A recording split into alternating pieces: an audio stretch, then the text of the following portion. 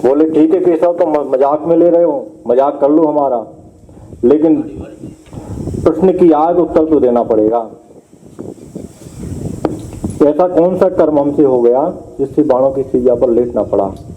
और हमें पूर्व जन्म की स्मृति भी है।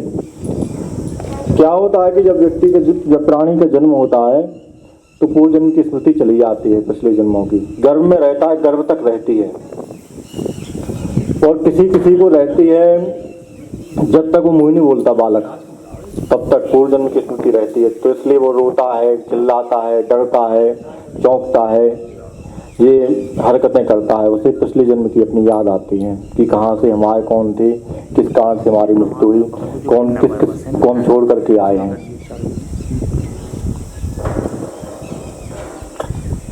तो तब तक स्मृति बनी रहती है, या गर्भ तक तो प्रत्येक प्राणी को रहती है। जब तक वो गर्भ में रहता है तो प्रत्येक प्राणी को रहती है कि हम कहाँ से आए हैं, कौन है, क्या करना है, और कैसे जन्म चक्कर का। और प्रभु से प्रार्थना करता है कि प्रभु हम धरती पर जाएंगे तो आपका ही भजन करेंगे, आपका निरंतर चिंतन करेंगे, निरंतर। एक क्षण भी आपके स्मरण के बिना नहीं जाएगा, व्यतीत होगा, हम आपका ही भजन करेंगे।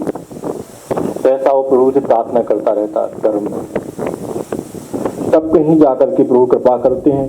देवानुग्रह हेतुकम, भगवान की कृपा से शरीर मिलता है, देवताओं की कृपा से। पितामह ने कहा कि हमें बहुत से जन्मों की याद है कि हमने कोई पाप नहीं किया। उन्हें भक्ति के कारण, भजन के प्रभाव के कारण पूर्व जन्म की स्मृति थी पितामह को, इस पितामह को। भगवान कृष्ण बोले इसमें मत पढ़ो क्या है क्या नहीं। बोले नहीं, ये सब बताओ कि ऐसा कौन सा कर्म किया है। तब भगवान ने कहा कि तुम्हारे 128 जन्म हुए हैं, 128 जन्म हो चुके हैं, तुम्हें 127 जन्म की याद है कि हमने कोई पाप कर्म नहीं किया है। 128 जन्म में तुम्हारा जन्म ढीमर के यहाँ हुआ था। तो जो गुरबीला होते, कीड़ा होते हैं, उनमें कांटा चुभाते थे तुम पकड़ के, काले कीड़ा, और तुम्हें बड़ा मजा आता था उसमें। वो तड़पे चिल्लाए,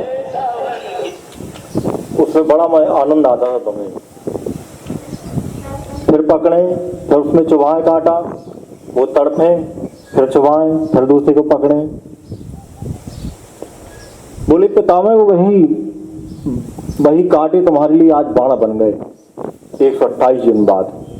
बोले प्रभु तुम तुरंत क्यों नहीं दिया दंड, तुरंत देना चाहिए, जैसे तुमने पाप किया था तो दे देते। एक जन्म में, दूसरे जन्म में 128 जन्म तक क्यों दबा रहे।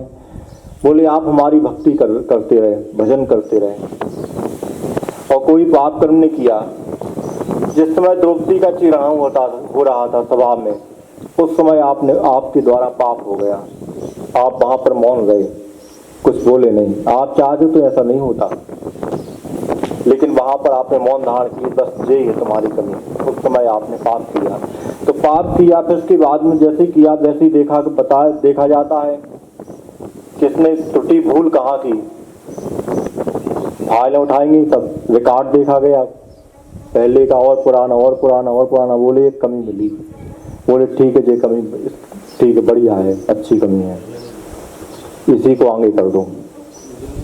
इस कारण से बाणों की सैया पर लेटना पड़ा।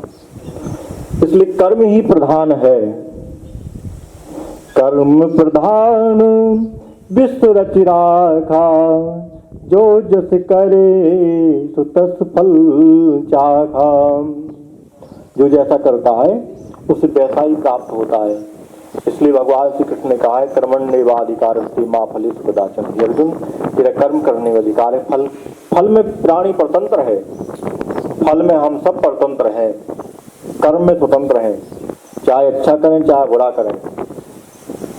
तो ऐसा भी नहीं है वहां पर कि हमने 5 कर्म किए, 3 हमने अच्छे कर्म किए और 2 बुरे कर लिए, तो उन 3 में वो दब जाएंगे या वो समाप्त हो जाएंगे, वो मिट जाएगा, वो क्षीण हो जाएगा। ऐसा नहीं है।